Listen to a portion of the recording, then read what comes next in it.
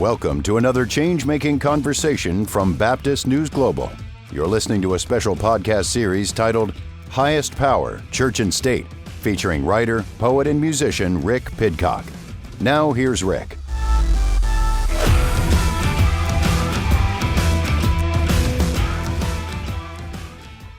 So this is a Democrat hoax that never ends. You know, it reminds me a little of the Kennedy situation. We gave him everything over and over again, more and more and more, and nobody's ever satisfied. From what I understand, I could check, but from what I understand, thousands of pages of documents have been given. But it's really a Democrat hoax because they're trying to get people to talk about something that's totally irrelevant to the success that we've had as a nation since I've been president. We're focusing on the Epstein survivors' story today, or as President Trump would call it, the Democrat hoax. I'm going to be joined by Baptist News Global writer Mallory Challis in this episode to discuss the story, but I'd like to begin by sharing some of the split in the Republican Party over the Trump administration's handling of the allegations, and listen to some of the stories of the survivors themselves. As you heard in the opening of this episode, Trump is calling the discussion of the abuse of underage girls a Democrat hoax that is, quote, totally irrelevant to the success that we've had as a nation since I've been president, unquote. But Speaker of the House Mike Johnson has a different take. I'm not saying that what Epstein did is a hoax. It's a terrible, unspeakable evil. He believes that himself. When he first heard the rumor, he kicked him out of Mar-a-Lago. He was an FBI informant to try to take this stuff down. The president knows and has great sympathy for the women who have suffered these unspeakable harms. It's detestable to him. He and I have spoken about this as recently as 24 hours ago. As we covered in episode 39 of Highest Power, Church and State, Trump was one of Epstein's closest friends for a decade. They lived within about a mile of each other. Trump said Epstein was a terrific guy and said Epstein was a lot of fun to be with and that Epstein likes beautiful women as much as I do, and many of them are on the younger side. Of course, now that everyone's wanting to know more details about that, Trump says it's a Democrat hoax. But to Johnson, Trump was an FBI informant. And Marjorie Taylor Greene isn't buying any of it. Today he called it a hoax while these women were speaking out. And they were saying, we're not a hoax. We're human beings. Yeah. It's not a hoax because Jeffrey Epstein is a convicted pedophile. That takes away the whole hoax things. It's not a hoax. It's not a lie. And on that note, Eric, every Republican should be able to sign on to this. And that's the real hoax, that they're afraid to sign on to it because somebody who is a real coward from one of the Trump admin officials came out and called this a hostile act against the Trump administration. And I take very big offense to that because I put my life and my fortune on the line fighting to get that man elected. And whoever said that has their job because of people like me. Well, that coward attacked me and attacked anybody else and called it a hostile act. The hostile act was Jeffrey Epstein raping 14-year-old girls. That was the hostile act, and it's not a hoax. Why would the testimony of sexual abuse survivors be a Democrat hoax? And why would listening to survivors be a hostile act to the Trump administration? Before we get into our discussion with Mallory Challis, I want to take some time to listen to the actual survivors themselves. So here are the survivors that Trump was responding to when he claimed it was a hoax meant to distract us from his supposed success. This is a crime that, by our Justice Department's own admission, has 1,000 victims. 1,000 victims. Do you know 1,000 people? Think of the enormity of that. Could you be okay with a crime happening in your community to 1,000 girls and young women and not holding the perpetrators accountable? For years, the truth about Epstein has been covered up. They say there's no Epstein list. Speak to us. We demand full accountability from every enabler, every accomplice, every person in power who turned a blind eye. The justice system was not designed to serve the powerful. It was meant to protect the people.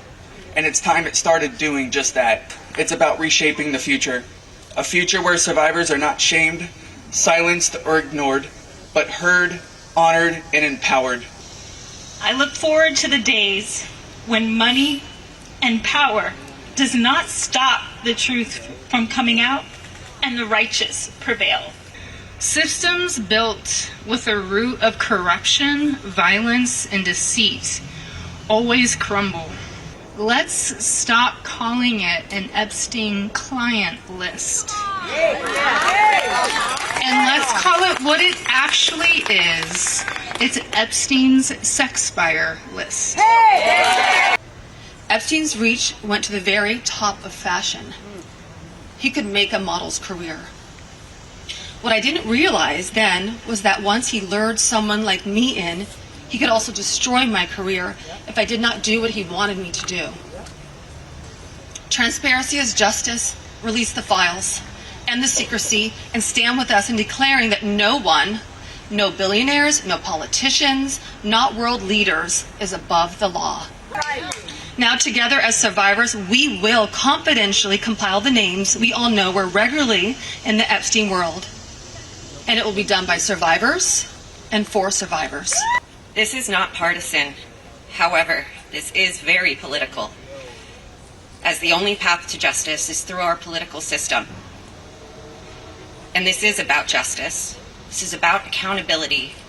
This is about protecting the innocence of our children and honoring the dignity of survivors. Everywhere we turn, the story follows us. It's in headlines, jokes, music, grocery store checkout lines, random conversations that you hear people having in restaurants. For more than 20 years, we've been unable to escape it. And every time new promises are made, our sparks of hope are lit, only to be extinguished again. We are tired. However, we are not going away. That's right. That's right. We will not stop or give up, and we will be on the front lines of this battle. We are no longer scared. And let's be clear, there were so many enabling adults. Those enablers actively turned a blind eye, and they are the greatest danger. Yep. Yes. And you know who you are, as do we. You allowed us to be abused for a fat check and a cushy life, which you still have. And to those in power, hear us clearly. Do your job. Release what needs to be released. Yes. And hold those responsible accountable. Survivors deserve peace. Survivors deserve truth. Survivors deserve justice. And to my fellow survivors, your voice matters, your story matters, and you matter. Together we are louder than the silence. Together we will not stop until justice is done. We know the game, we know the players, and we are sitting here for 20 years waiting for you to get up and do something. Well, guess what? Your time is up and now we're doing it. Being a survivor is not a headline, it's our life. We have to live it. It's panic in a grocery store. It's smiling at work while my hands tremble. It's waking up at 3 a.m. with my heart racing and not knowing why. It's living with PTSD, anxiety, and depression, and your nervous system's on guard at all times, even in the safest room around the safest people. Healing isn't tidy.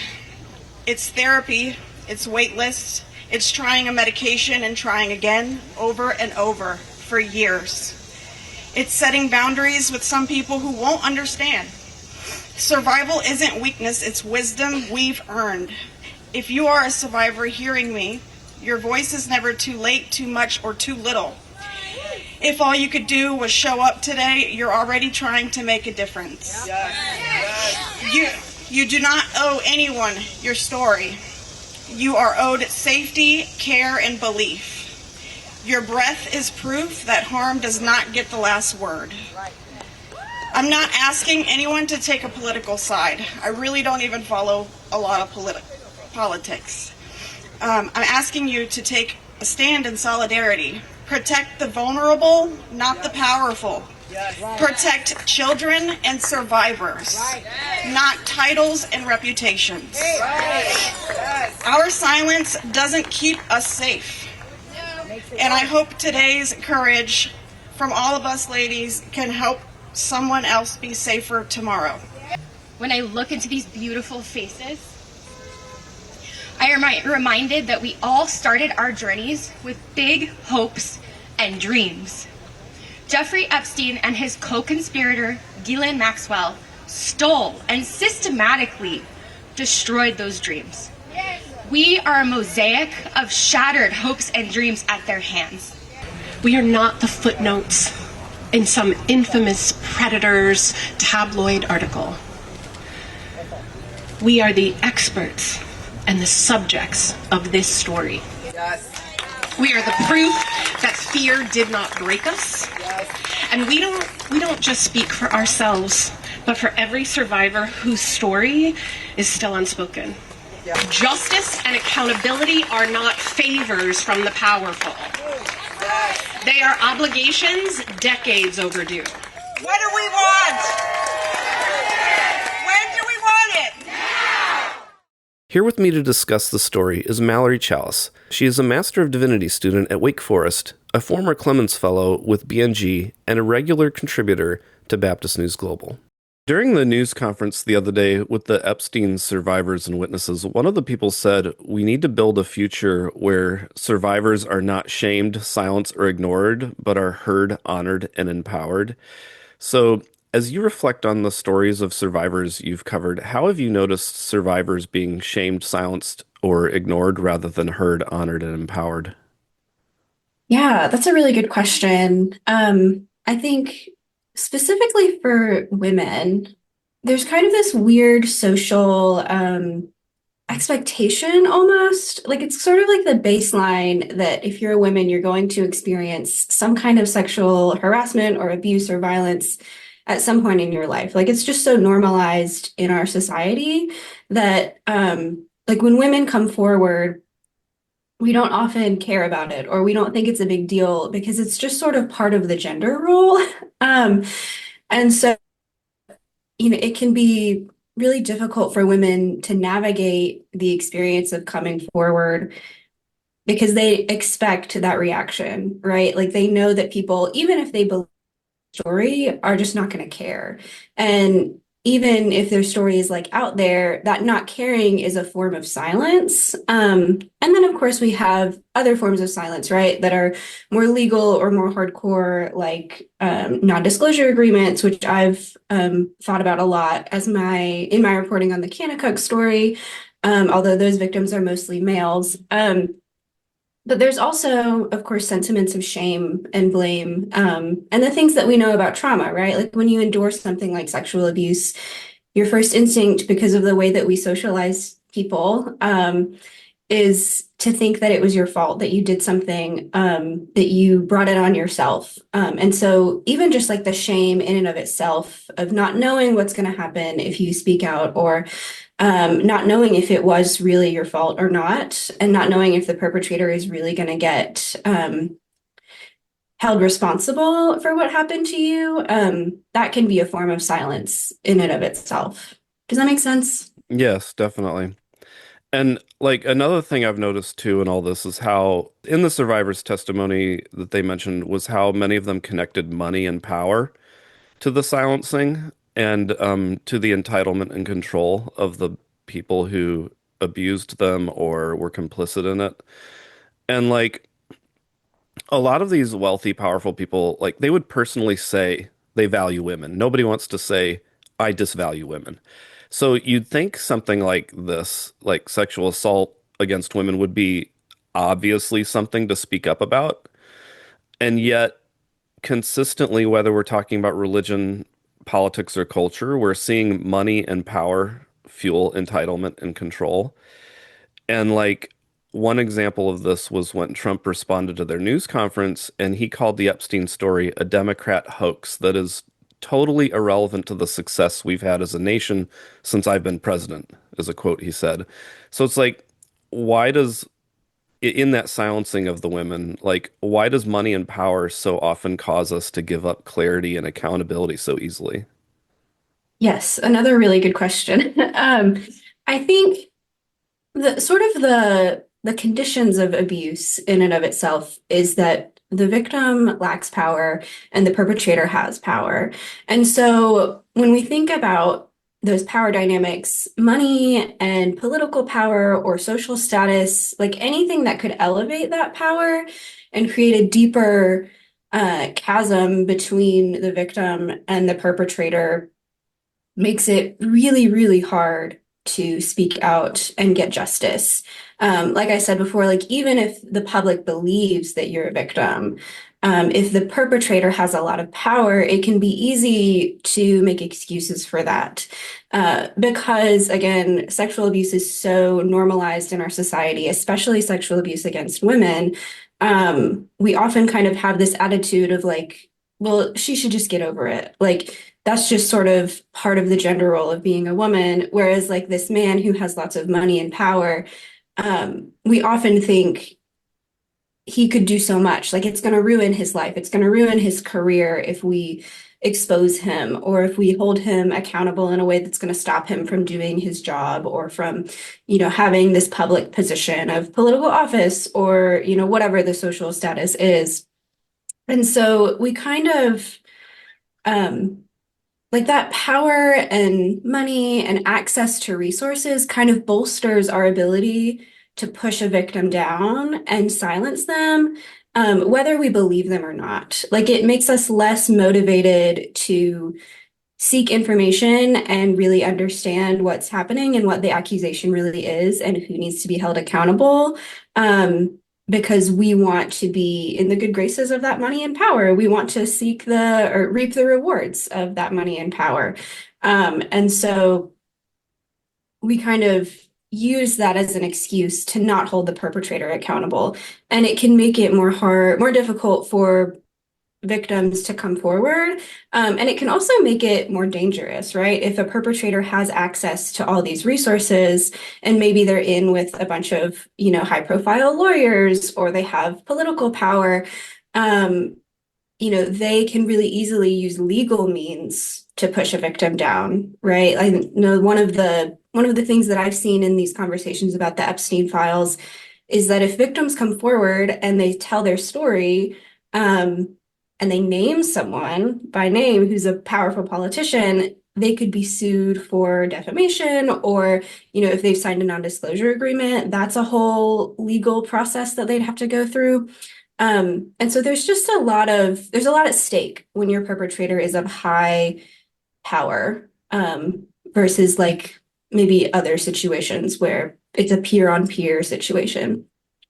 Yeah, I noticed how like one of the women talked about how something as simple as going to the grocery store or even being with people that you can trust can be very difficult for women.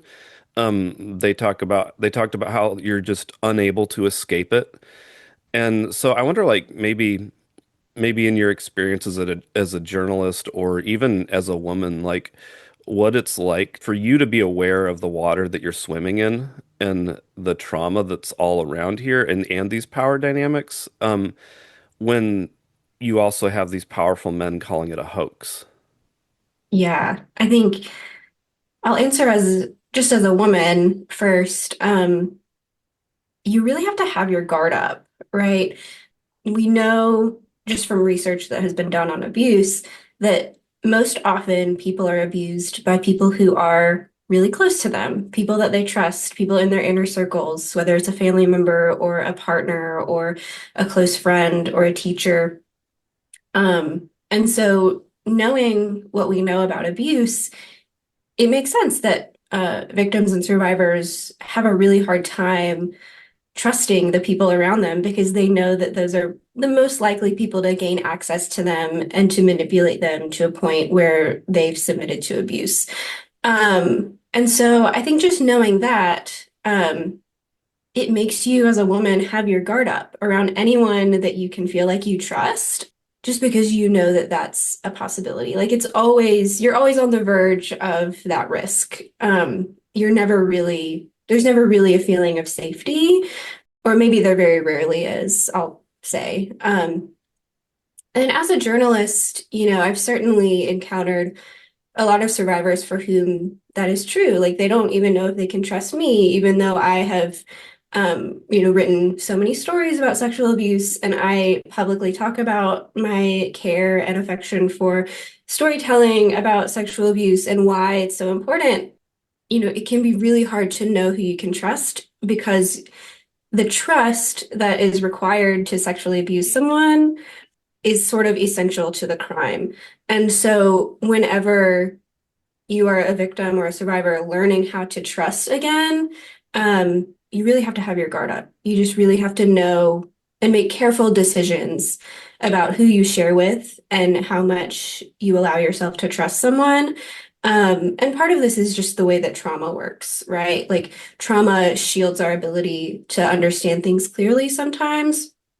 And so it can make it difficult to be comfortable in spaces that we normally would be comfortable in.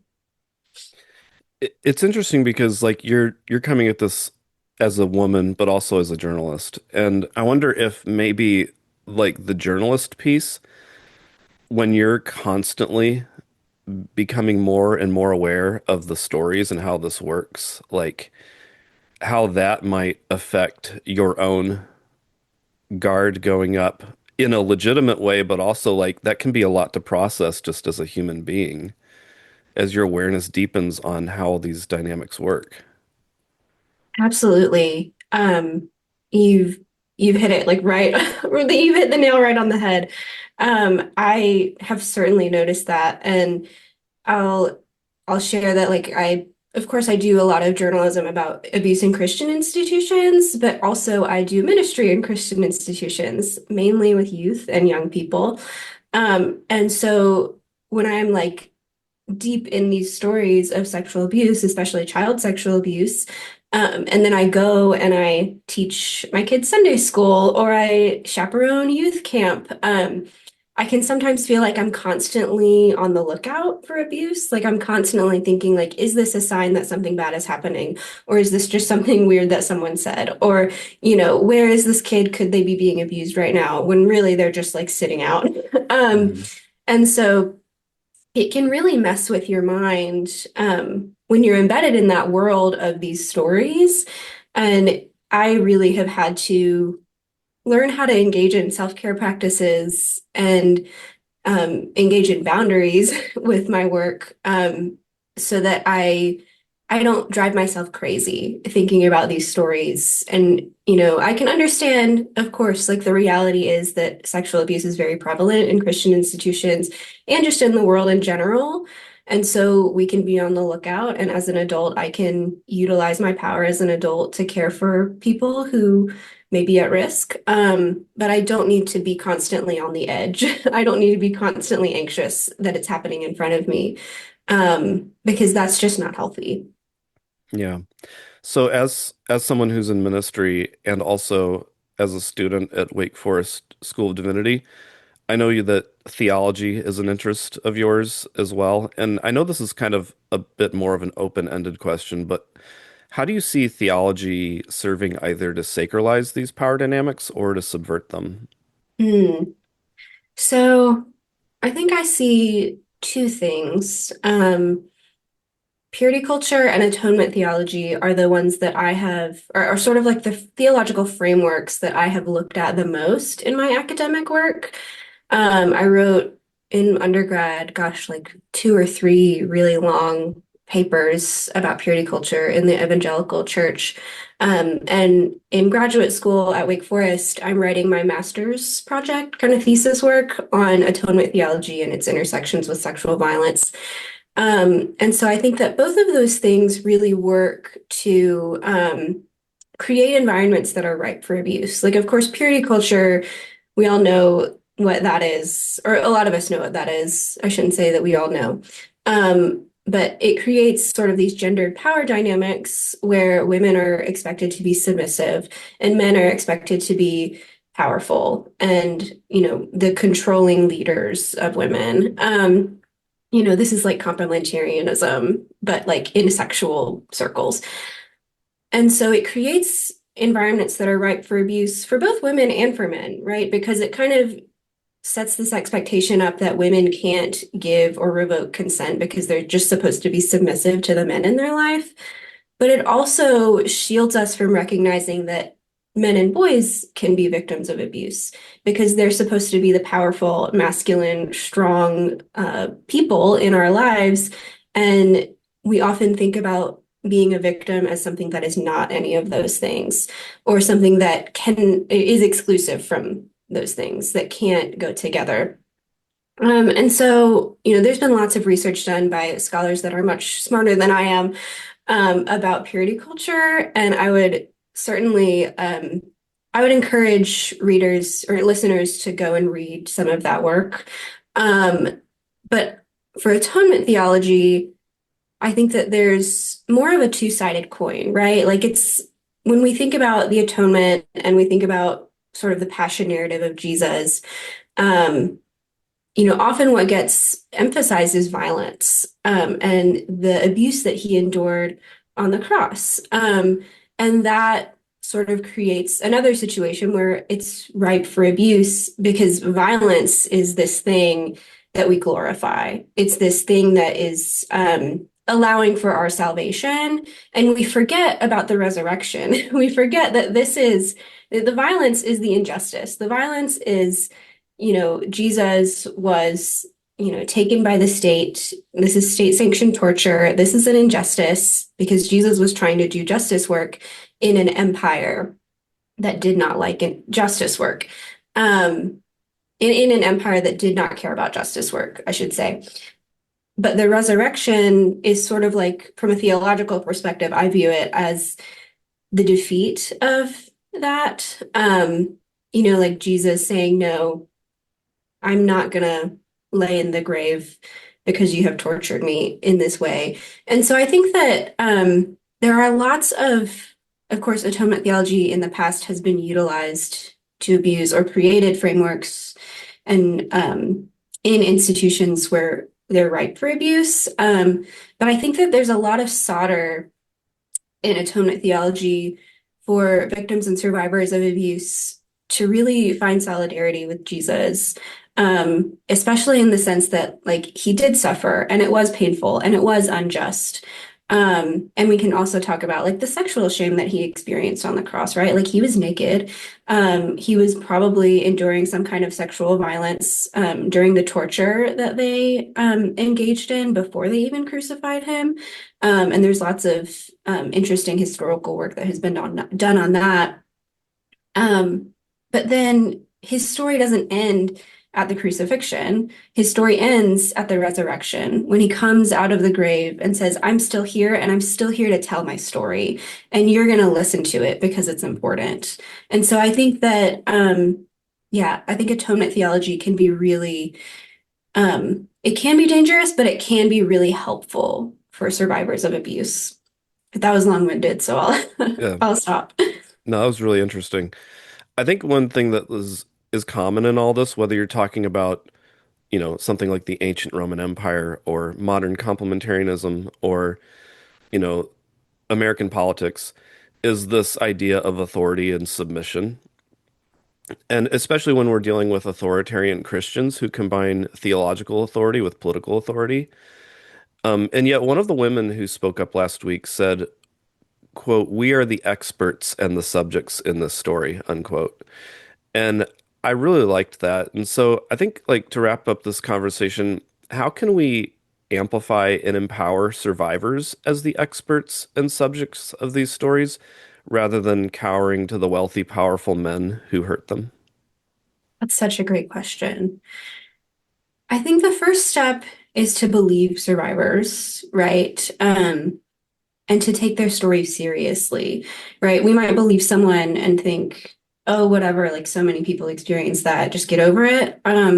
But to take seriously the fact that it is really hard to tell a story like this. What we know about trauma is that it's hard to disclose this, not just because of the social shame, but because of the psychological barriers that experiencing trauma causes us to have in telling these stories. And so when someone is telling a story of sexual abuse, it's a really big deal. And we should enter the holy space of listening to that story and being attentive to their needs because they have chosen to trust us. And that's huge. And then I think the second thing that I would say is we need to respond, right? We need to not just hear their stories, but take into account what this means for our society, what this means for our community, what this means for our culture, and what it means for whatever institution in which the abuse happened, whether it was, interpersonal abuse and a friend is telling us just about like a domestic violence situation, or if it's something bigger like the Epstein files, where this whole institution that may be connected to the American government, like we need to be critically thinking about how these stories really make an impact on our lives. And that can prime us to engage in social action efforts, whether it's donating to a charity that serves victims and survivors of sexual abuse, or, we ourselves going out to a protest, or, being attentive to friends who want to tell us these stories. Yeah, I think first listening and believing, and then taking action with this information, right? Knowing that we can't unknow these stories. And so we have to live with this information. So how is your life going to change now that you know this information is the question that I would encourage people to ask themselves if someone that they know discloses an experience of abuse. Yeah. Well, I really appreciate the care that you've brought to these stories. I know you're coming at it as a woman, but also as a journalist and a theologian, and so you just bring a lot to the table, and I think people need to hear what you have to say about it. So I appreciate you coming on and sharing your thoughts with us. Thank you. I appreciate you thinking of me and for having me on the podcast. I thought what Mallory said about atonement theory and the resurrection was especially interesting. It's no coincidence that violent, powerful men tend to reference the top-down dynamics of empire in their justification for their violence, either in politics or in the church. My article for Baptist News Global last week, titled "Here's Another Reason Calvinism is Morally Bankrupt," explored this very idea when conservative evangelical Calvinists were not only dismissing the rape and murder of a 10-year-old girl as not being a tragedy, but when they actually named God as the cause of the violence, all for the purpose of serving God's glory. But I want to play something Mallory said side by side with something earlier in the episode we shared that one of the survivors said. Here's Mallory. His story doesn't end at the crucifixion. His story ends at the resurrection, when he comes out of the grave and says, I'm still here, and I'm still here to tell my story. And here's what the survivor said. Your breath is proof that harm does not get the last word. The question Christians need to ask themselves right now is, what will you embody toward survivors of abuse? Will you embody the empire causing the crucifixion of the innocent by using theology and politics to sacralize violent, powerful men in pursuit of self-glory and to silence the ones these men harm? Or will you embody resurrection, affirming the breath of survivors so that they know that harm does not get the last word, and so that they can heal through the telling of their story to whomever they desire to share it with? Thank you so much for listening. Please like, subscribe, and rate us on your favorite podcast platform, and we'll be back with another episode on Thursday. This has been another change-making conversation from Baptist News Global. The episode you've just heard is part of a special podcast series titled Highest Power, Church and State. Be sure to follow BNG daily at baptistnews.com and subscribe to get notifications about future episodes. Baptist News Global is a national nonprofit news service that is independent, free, and faithful. BNG is supported by readers and listeners like you. Learn more at baptistnews.com. This episode was produced and edited by Mac Bowles of TKG Communications, LLC, Dallas, Texas.